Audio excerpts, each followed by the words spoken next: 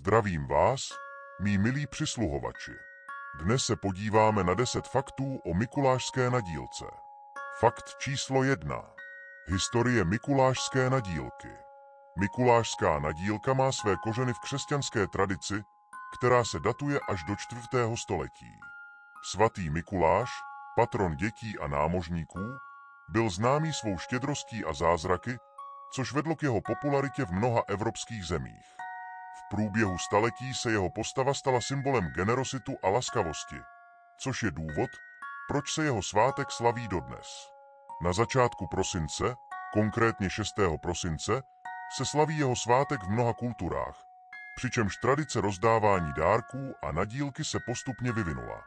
Lidé si připomínají Mikulášovu štědrost tím, že obdarovávají nejen děti, ale i dospělé, čímž posilují rodinné vazby a přátelství.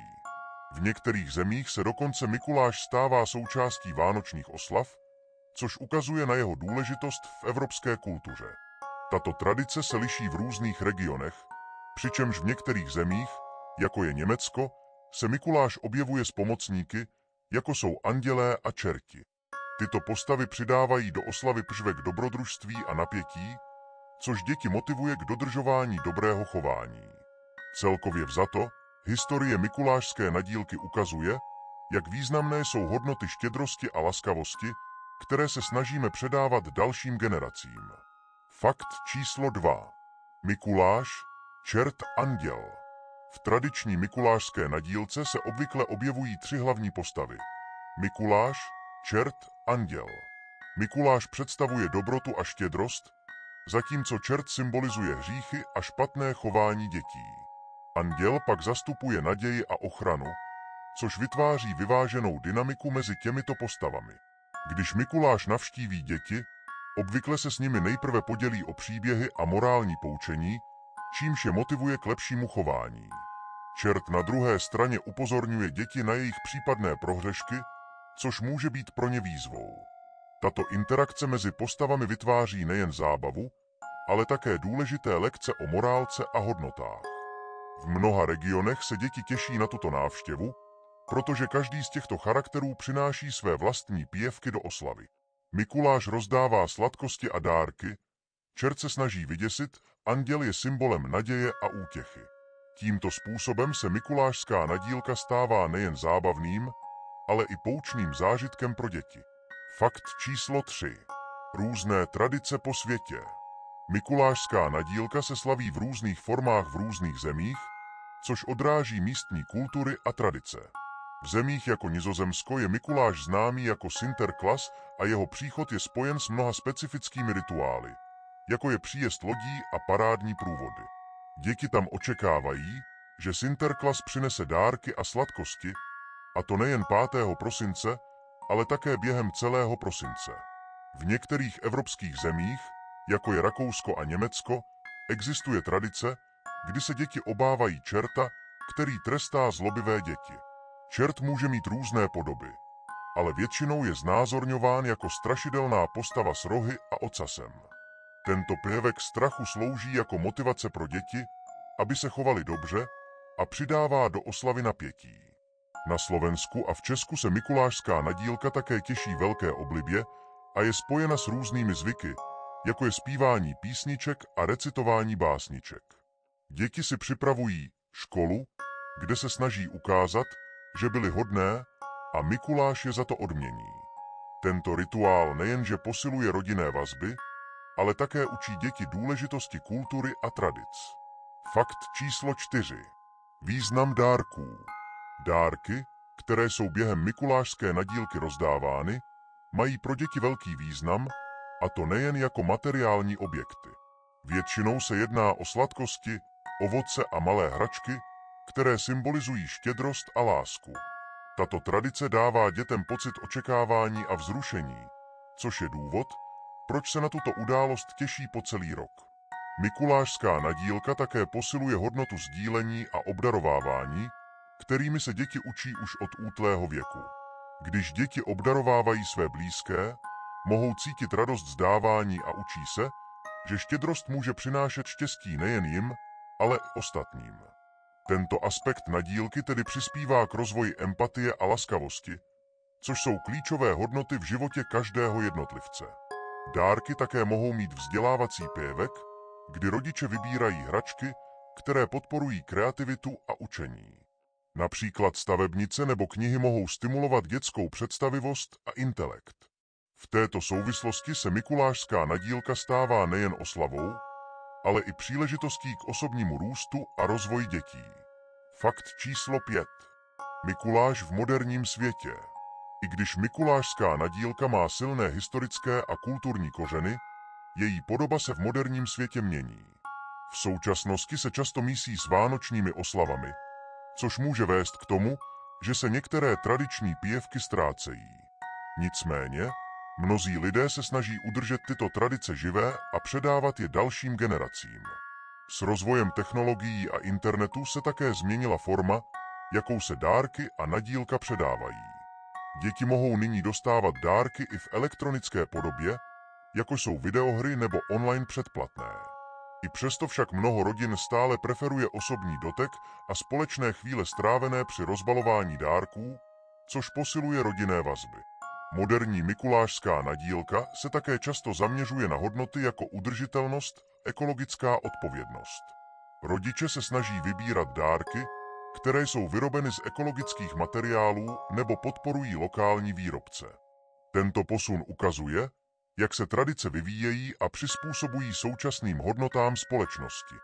Fakt číslo 6. Mikulášské písničky a básničky. Jedním z významných aspektů mikulášské nadílky jsou písničky a básničky, které děti recitují pro Mikuláše. Tyto malé výstupy jsou nejen zábavné, ale také slouží k posílení kulturní identity a tradic. V mnoha rodinách je zvykem, že děti se předem připravují a učí se různé básničky, které poté recitují při nadílce.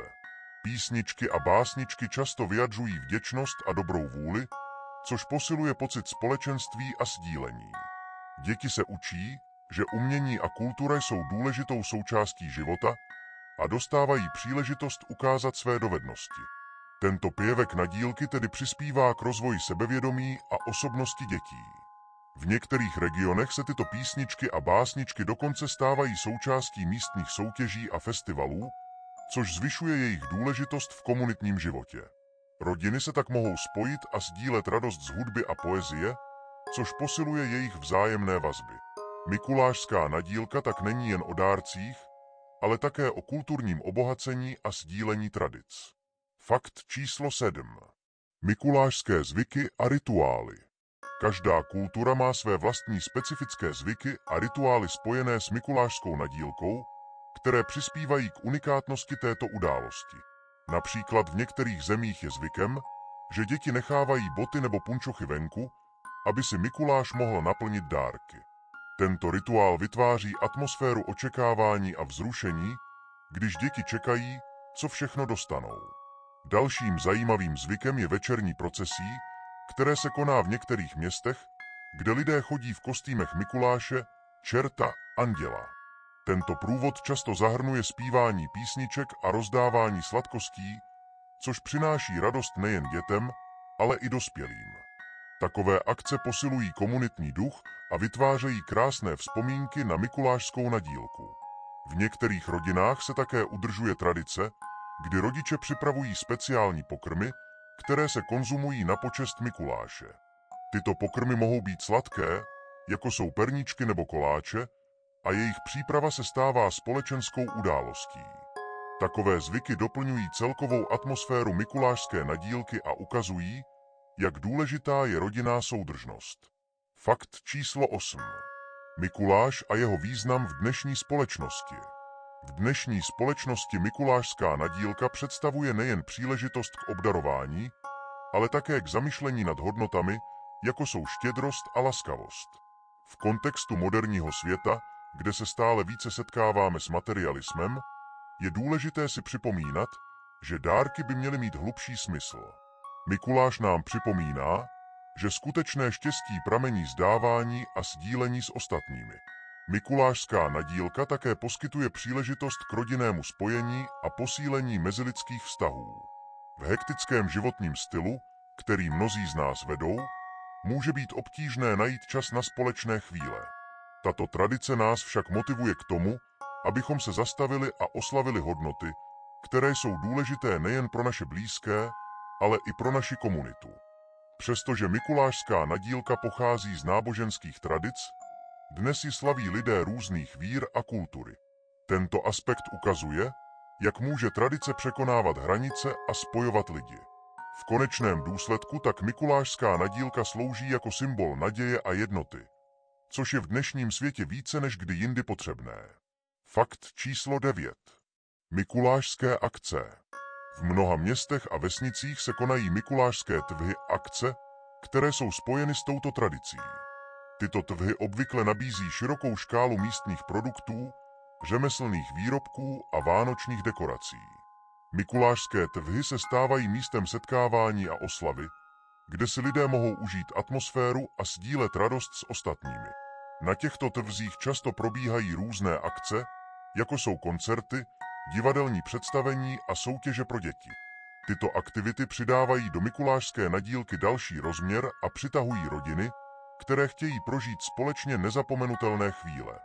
Tímto způsobem se mikulášská nadílka stává nejen osobní oslavou, ale i společenskou událostí, která spojuje komunitu. Mikulášské tvhy také podporují místní podnikatele a řemeslníky, kteří mají možnost prezentovat své výrobky a služby.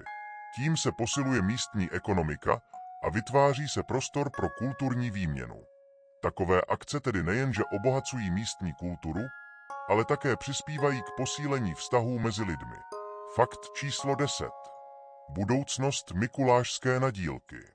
Budoucnost mikulášské nadílky bude pravděpodobně ovlivněna změnami v kultuře a společnosti, které se neustále vyvíjejí.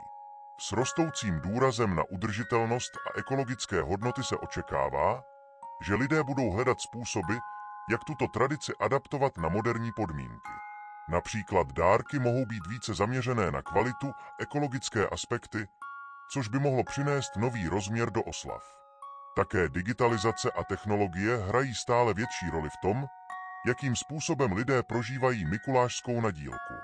Virtuální akce a online dárky se stávají čím dál běžnějšími, což může změnit způsob, jakým si lidé tuto tradici užívají. I přesto se však očekává, že tradiční hodnoty, jako jsou rodinná soudržnost a štědrost, zůstanou i nadále jádrem mikulášské nadílky. Celkově lze říci, že mikulášská nadílka má před sebou jasnou budoucnost, která spojuje tradiční pěvky s moderními hodnotami. Tímto způsobem se tradice může stále vyvíjet a přizpůsobovat, aniž by ztratila svůj původní smysl. Důležité je, aby si lidé uchovali hodnoty a poselství, které sebou mikulášská nadílka nese, a předávali je dalším generacím. Pro více faktů sledujte můj kanál, dejte like, komentář a odběr. Setkáme se znovu, mí přisluhovači.